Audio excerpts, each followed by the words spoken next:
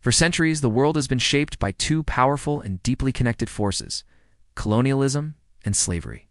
Together, they transformed continents, built empires, and left scars that are still visible today. Colonialism was not simply about exploration. It was about control of land, resources, and people. From the 15th century onward, European powers such as Britain, France, Spain, and Portugal expanded across Africa, the Americas, Asia, and the Caribbean.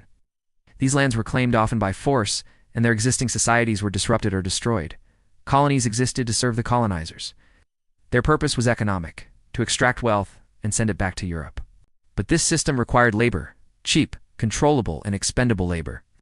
This demand gave rise to one of the largest forced migrations in human history: the transatlantic slave trade. Over 12 million Africans were captured, sold, and transported across the Atlantic. Packed into ships under brutal conditions, many did not survive the journey. Those who did were sold into slavery in the Americas. They were forced to work on plantations producing sugar, cotton, tobacco, and coffee, commodities that fueled European wealth and industrial growth. Colonial slavery was different from earlier forms of slavery.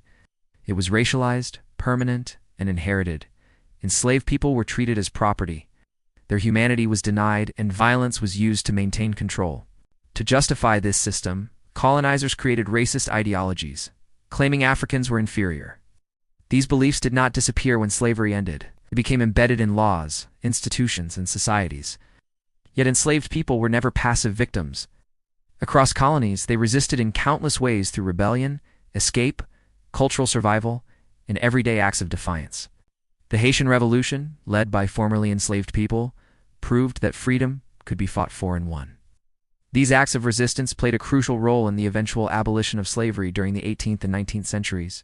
But abolition did not mean justice. After slavery ended, many former colonies remained economically dependent. Land, wealth, and political power stayed concentrated in the hands of colonial elites. New systems of exploitation replaced the old ones. Today, the legacy of colonialism and slavery is still present. Global inequalities between nations, racial discrimination, and economic disparities can be traced back to these histories.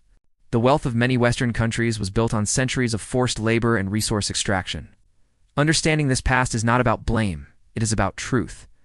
Colonialism and slavery were not distant events. They are part of the foundation of the modern world. By acknowledging their impact, we take the first step toward addressing the inequalities they created, and toward building a future rooted in justice, dignity, and shared humanity.